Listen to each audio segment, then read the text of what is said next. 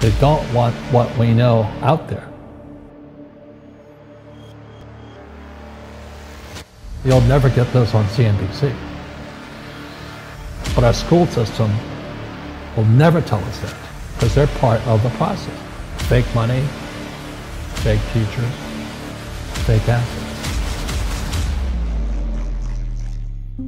I know the game of the rich. My rich dad taught me. You know it because you're the banker. The bankers and the rich play is different than what they teach you in school. All over the world, what does school teach you about money? And the answer is nothing. And that's not a mistake. That's not an accident. I knew that. Most people know that. The way to keep the poor and middle class working hard is never teach them what the rich know. So if you read Rich Dad, Poor Dad, which came out in 1997, it's what the rich teach their kids about money, the poor and middle class do not. Poverty hurts. I mean, I don't like it. And I don't like that our academic system's so corrupt. You know, we know the banking system's corrupt. We know politics is corrupt. But academics is just as corrupt. I mean, one thing if it's the banking and the politics, but this is where we send our children and we trust them to do the right things for them, and yet they're being not taught something so fundamental. Like you asked your dad when you were a kid, Dad, you asked your teacher, when are you going to teach us about money? And it was just never. Well, never. And they'll never will. You know something. What do you know? Share it. What is financial education? It's not get a job, work hard, save money, and invest in a well-diversified portfolio of stocks, bonds, mutual funds, and ETFs. The financial industry is two things, debt and taxes. In 1971, Nixon took the dollar off the gold standard, and the US dollar became debt. And we still tell kids to go to school, get a job, work hard, save money, and get out of debt. Now, who tells them to do that? That's the most ridiculous thing there is. The book starts and it says, lie number 1, saving money will make you rich. Yeah, it never will. You know that. All taught that as kids. Why would you save it and why would you work for it if they can print it faster than you can work for it? Why do you keep saving when they're printing it? The rich don't work for money. Don't you touch that stuff. It's very subtle, right? Yep. They don't say, I'm going to train you to be a worker bee the rest of your life, but they educate you in a way where that's what you come out. Right. What else was what was he trying to do those first few months were you working for him? What was he trying to get across to you? Because he taught you the hard way about money. And she says, if you're going to be successful in your life, you've got to find the best teachers. And a great teacher is somebody who comes from the inside, not the outside. But in school, you don't know if your instructor is for real or not. That's where the fake teacher comes from. I said, I want you to teach me about money. So he said, why should I teach you? He said, but if I teach you, you work for me for free. And I said, why for free? And my poor dad went nuts. He says, because if I pay you, you think like an employee. Your brain will change. If you learn never to work for money, you'll be a rich man. And this is powerful. Once you give someone a paycheck, their brain turns off. Correct. Because it's... And then the promise of a pension. Right. And job security. Which is kind of a paycheck in disguise. Correct. After you stop working. Give the man a fish, eats for the day, teach him to fish, eats for a lifetime. And most poor people confuse assets for liabilities. They think their home is an asset, it's actually a liability. Right. An asset is a noun, like a house.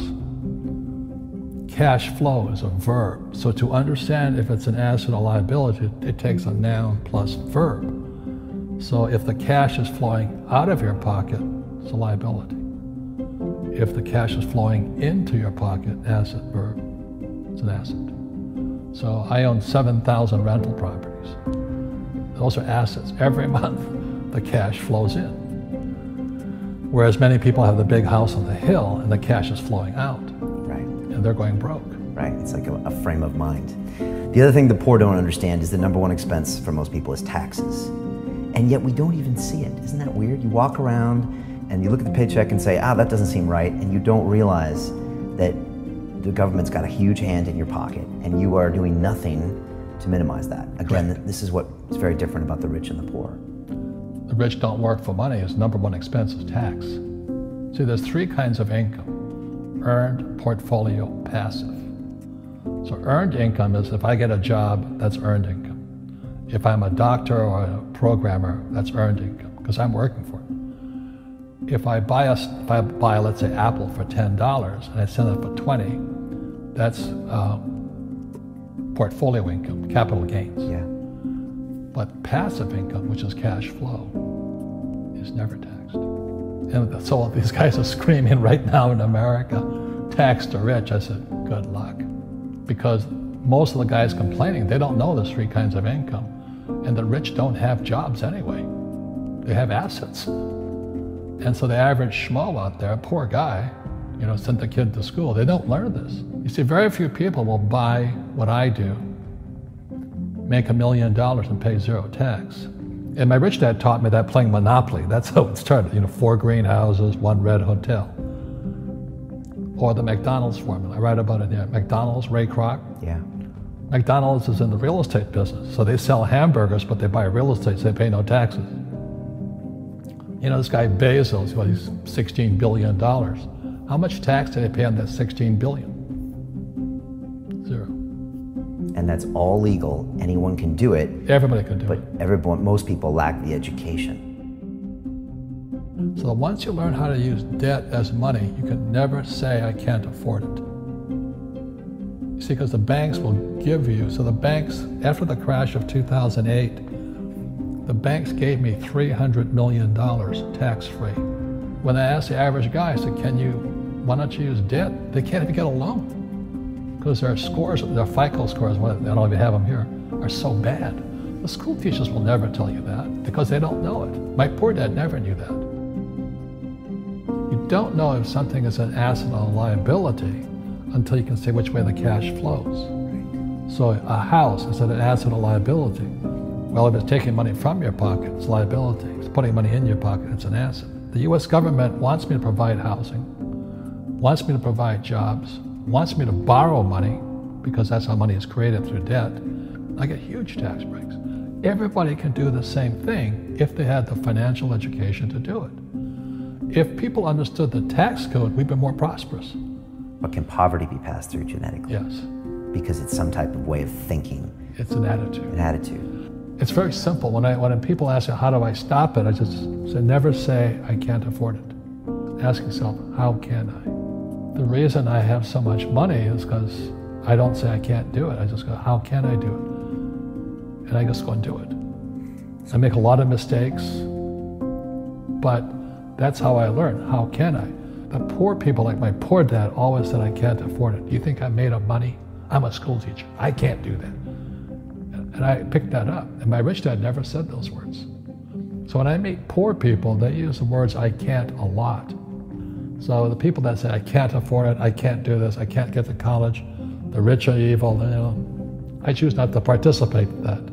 And that's one thing people could change today. Correct. Right now is that dialogue in their head. Stop saying the word can't. I can't. Right. So how can I? How can I? Especially as in, I can't afford it, how can I afford that? Right. Because that opens them up to looking at it as an investment to a greater future. Right. You know, when I borrowed $300 million, I couldn't do it until I went to ask. And I got turned down so many times. I said, you know, and every time I showed the banker my financials and he'd go, sorry. I said, look, do me a favor. Why did you turn me down? And he'd tell me, this is out, the numbers are out here. So if I get these numbers fixed, can I come see you again? He goes, sure. So it's called rejection. You know, same as my wife rejected me for 6 months. It's just a matter of personal willpower, which is spiritual. Just saying, if they can do it, I can do it. And how can I? How can I? And I think it's you once said, words become flesh. Yep. That was the Bible too. Intelligence increases through your mistakes, through the ups and downs, through what you've learned. Real estate's real estate, but what I learned made me richer, not the money. You don't need money to make money. You know, I think all of us, every human being has that low point in their life. And if they get the message, a new life begins. If they don't get the message, they keep going down. The richer I got was because I didn't need any money. I could use this to make money. But how did I get there? Is I made a lot of mistakes. people are afraid of making mistakes and all this, fear of failing, it limits them. Nice, so very nice. So many people trapped in the same device.